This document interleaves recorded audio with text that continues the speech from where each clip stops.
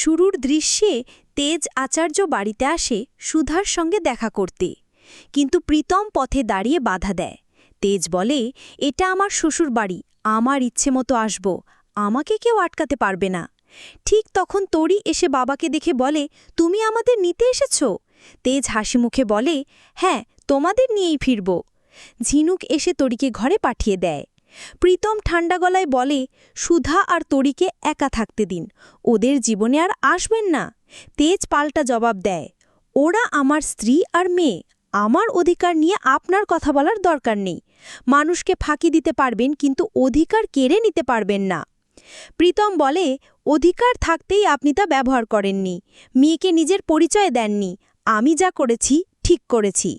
তখন সুধা বলে, এখন আর ব্যাপারটা ব্যক্তিগত নেই, সবার সামনে প্রকাশ হয়ে গেছে। তেজ ক্ষোভে বলে, ওদের সামনে বুক ফুলিয়ে বললেন তরি আপনার মেয়ে, আর তুমি চুপ করে দাঁড়িয়ে রইলে? সুধা উত্তর দেয়, আমি তখন কি বলতাম? চাইছিলেন আমাদের অসম্মান হোক?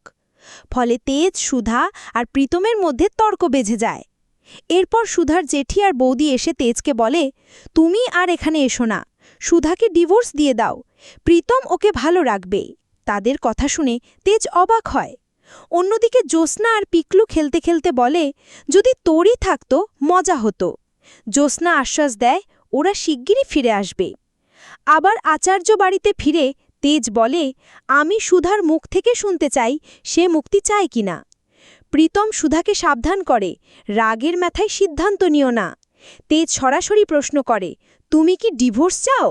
সুধা মাথা নিচু করে বলে, হ্যাঁ চাই। এ কথা শুনে তেজ আঘাত পেয়ে বলে, তাহলে তো আমি আর সার্থকের মধ্যে পার্থক্য থাকল না। সে তোমায় কষ্ট দিয়েছে, কিন্তু আমি তো ভালোবাসি, তবুও কেন? সুধার জেঠি বলে, শারীরিকভাবে না হলেও মানসিকভাবে তুমি কষ্ট দিয়েছ, প্রীতম বেশি ভালো রাখবে। তেজ হাল ছেড়ে বলে, ঠিক আছে, তাই হোক। সে ডিভোর্স পেপারে সই করে। মনে মনে ভাবে, তুমি তো বলেছিলে 7 জন্য আমার সাথে থাকবে, তবে কেন আমাকে ছাড়লে? অন্যদিকে সুধাও ভাবে, আমি ছাড়তে চাইনি তেজ, তুমি আমায় বাধ্য করেছ।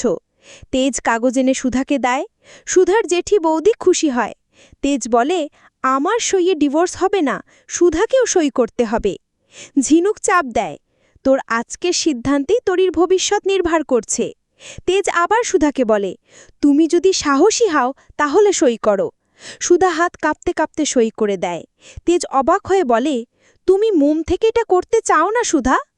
সুধা ঠান্ডা স্বরে বলে, এখন চাই মিস্টার তেজ বসু মল্লিক। আমি চাই না তোমার ছায়া আমার মেয়ের জীবনে পড়ুক। তুমি মিডিয়ার সামনে বলেছিলে তোরই তোমার মেয়ে নয়, আর রিপোর্ট দেখিয়ে আমাকে চরিত্রহীন বানালে। তেজ অবাক হয়ে বলে, আমি সাংবাদিকদের এসব বলিনি, আমি কিছু দেখাইনি। প্রীতম পাল্টা বলে, তাহলে ওরা জানলো কিভাবে? নিশ্চয়ই তুমিই বলেছ। তেজ দৃঢ়ভাবে বলে, না, আমি জানি না।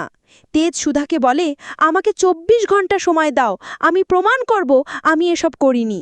তারপর তোমার যে সিদ্ধান্ত মাথা পেতে নেব। তো দর্শক, এই ছিল শুভবিবাহ ধারাবাহিকের আজকের আপডেট।